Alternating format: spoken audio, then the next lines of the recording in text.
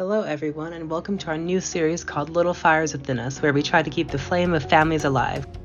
We are your co-hosts Ryan Freed and Megan McDivitt.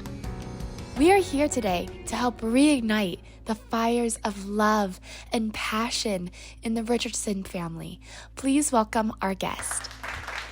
Well, hello there. Thank you so much for having us. I'm looking forward to writing all about this in the Shaker Heights newspaper. Yeah, hey. Suck up. Oh, okay.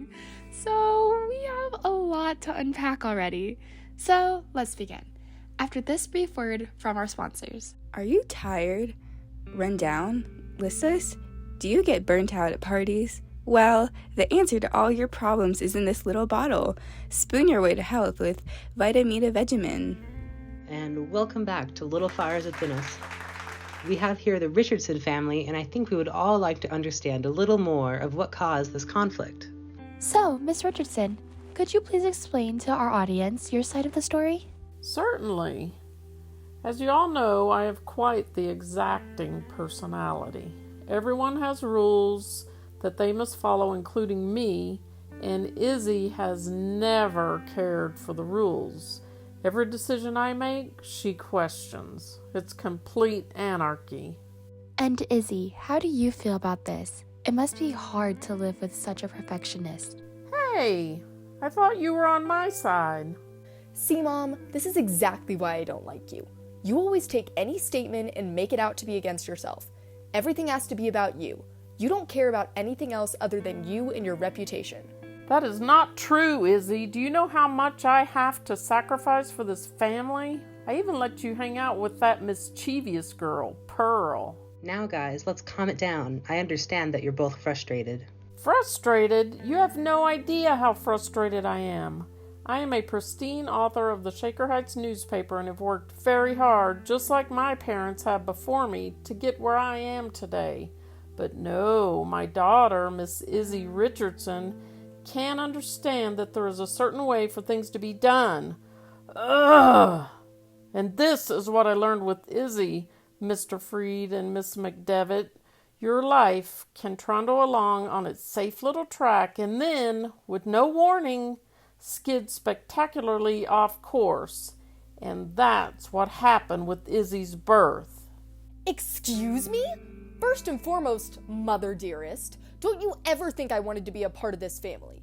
You always wanted me to be Miss Pretty Perfect, just like Moody and Lexi and Trip. But I'm not like them. I don't want to be just this cookie-cutter perfect little girl. And that is why I hung out with Pearl and Mia Warren, because they know that life isn't a cookie-cutter. They know that life can be anything you want. It doesn't have to meet your standards. That's why the very idea that I could do something stunned me, because I never had a choice under your roof. And yeah, maybe that's why I burned the house down. Maybe it was because when I finally had a choice in life that wasn't set in stone by some greater being, you got scared of it. You got scared that maybe I wouldn't turn out to be Little Miss Perfect. It would turn out to be like the Warrens, who, by the way, are very successful people. Well, I'm here to tell you that I'm not Little Miss Perfect. Don't you see? Don't you see the kind of person you become? Yelling at your own poor mother on the radio? Don't you see how hanging out with those people has changed your mindset? Your manners? That's not the point! Yes, it very much is. Mia Warren is nothing but an artist who has to work several jobs and hours just to make ends meet. And that's the kind of lifestyle you want? Not being able to support yourself and your family? Having to raise a child all by yourself and not being able to give her the proper clothes she needs for school? I feel bad for Pearl, honestly, because she has to go thrifting for clothes and never gets anything she truly wants. That's not true. I wish I'd never even let them live in my apartment complex. I thought I saw something in her, like someone I could help. Someone I could help to make their lives better because that's the kind of person I am. But I know now that they were just using me, using us, using our family for the resources we had. Resources? You have got to be kidding me right now. They never used us for our money, not even once. Then why did Mia Warren start working for us? Because you offered for Mia to be our housemaid. Okay, let's settle down before someone rips the other's head off. Which seems like a very likely possibility at the moment. Anyways, from my understanding, it seems like you took Mia and Pearl Warren under your wing and helped them get an apartment and a job to make extra cash. But by doing so, you also invited them into your family, which made your children realize things in a new perspective. A perspective in which people can have very different lifestyles but still be happy and content. I wouldn't see it like that.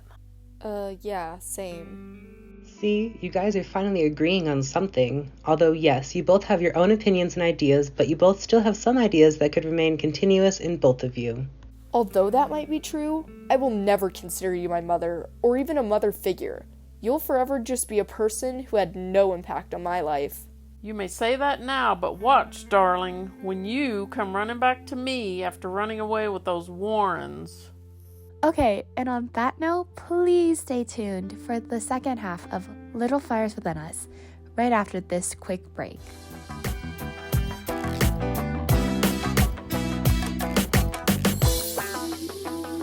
Hello, everyone, and welcome back to Little Fires Within Us.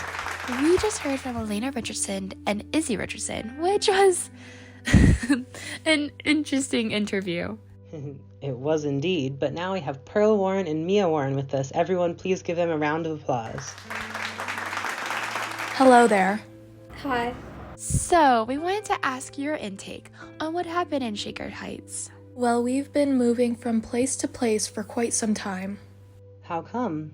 Miss Richardson has probably told you from her interview, I am an artist. I get inspiration from the world around me and from things that most people wouldn't see.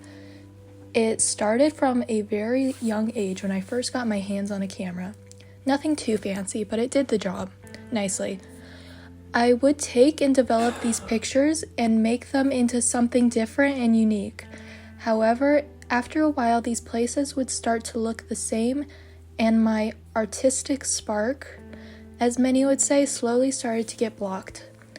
When this occurred, Pearl and I would pack up the few things that we had and make our way to a different part of the United States looking for inspiration. Although yes, money has always been a problem, I would much rather spend my time doing something I love instead of working a stable 9-to-5 job. Do you think you could sell your pieces for money? Like your art creations? Yes, and in many cases, I did try and sell some of my pieces, and some would even sell for quite a big sum of money. What happened, I would stop working for a little bit and to focus my full attention on my artwork. And Pearl, how do you feel about your mother's lifestyle? I understand why my mom does the things she does, and I admire her. I love her work. Although it can be hard to make friends from time to time, I always know that no matter where I am or who I'm with, I'll be stronger than the eye can see, and I will always get through things no matter how hard they seem. I'll always remember that I was wanted very, very much, and my mother would tell me. And you have to remember that you have no reason to change who you are because you're already a person people admire. Speaking of which, Pearl, how do you feel about the Richardson family? More specifically, the children in the Richardson family. Oh, they're quite literally the nicest people I've ever met. They always make me feel so welcome when I'm at their house. Moody was like one of the first people to introduce me and make me feel like not an outsider, you know? And Lexi is just the sweetest, most compassionate person I've met. Although she did get herself in trouble from time to time and could come across as arrogant, I loved and admired her confidence just to wear what she wanted to wear and say what was on her mind. And then there was Trip. Oh, Trip. He was dreamy and nice and caring, and he just knew exactly what to say and what to do to make me fall even more in love with him. Or, well, maybe not in love with him, but definitely made me feel more attracted to him. And what about Izzy? You can't leave us hanging there. I don't know that much about Izzy, although I know that she looks up to my mom a lot.